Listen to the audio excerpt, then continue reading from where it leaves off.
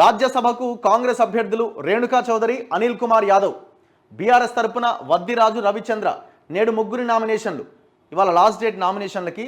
So Telangana నుంచి కాంగ్రెస్ రాజ్యసభ అభ్యర్థులుగా కేంద్ర మాజీ మంత్రి రేణుకా చౌదరి, సికింద్రాబాద్ జిల్లా కాంగ్రెస్ కమిటీ అధ్యక్షుడు అనిల్ కుమార్ యాదవ్లను బరిలో నిలపాలని పార్టీ అధిష్టానం నిర్ణయించింది.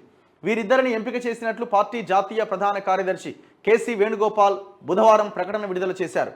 మరోవైపు బీఆర్ఎస్ ప్రస్తుత రాజ్యసభ సభ్యుడు వద్దిరాజు రవిచంద్రనే మరోసారి అభ్యర్థిగా ప్రకటించింది. ఈ ముగ్గురు గురువారం నామినేషన్లు దాఖలు చేయబోతున్నారు. రేణుకా చౌదరి పేరు ముందు నుంచే ప్రచారంలో ఉన్నది. అనిల్ ఎంపిక మాత్రం అనూహ్యంగా జరిగింది. వీరిద్దరూ లోక్సభ టికెట్ల కోసం గట్టిగా ప్రయత్నిస్తున్నారు. ఖమ్మం నుంచి రేణుక, సికింద్రాబాద్ నుంచి అనిల్ కుమార్ యాదవ్ పోటీ చేస్తామంటూ దరఖాస్తులు ఇచ్చారు.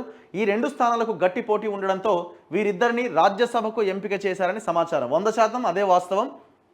యాక్చువల్గా రేణుకా చౌదరి ఖమ్మం నుంచి పోటీ చేయాలని డిసైడ్ అయ్యారు. అక్కడ నుంచి సోనియా గాంధీ పోటీ చేయబోతున్నారన్నది ఒక చర్చ. వీళ్ళు కూడా వెళ్ళి పిసిసి తరపున కలిసి అడిగారు.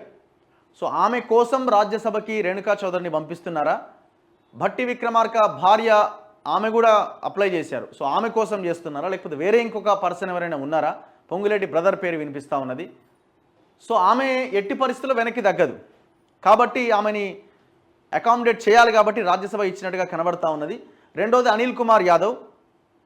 సో ఇక్కడ ఏమైనా సామాజిక వర్గాలు బీసీ యాంగిల్ ఏమైనా ఆలోచించి ఉండొచ్చు. సో అనిల్ కుమార్ యాదవ్ సికింద్రాబాద్ నుంచి గట్టిగా పట్టుబడుతున్నాడు. ఆయన ఆల్రెడీ గ్రౌండ్ ప్రిపేర్ చేసుకుంటున్నాడు. అంజన్ కుమార్ యాదవ్ కొడుకు.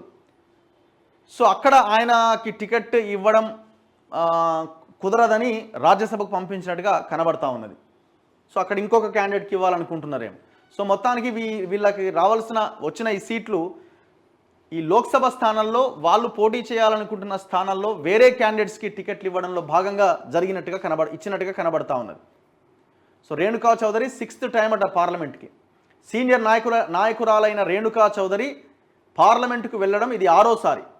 1984లో తెలుగుదేశం పార్టీ ద్వారా రాజకీయ రంగ ప్రవేశం చేశారు. తొలుత హైదరాబాద్ నగరపాలక సంస్థలో కార్పొరేటర్గా ఎన్నికయ్యారట.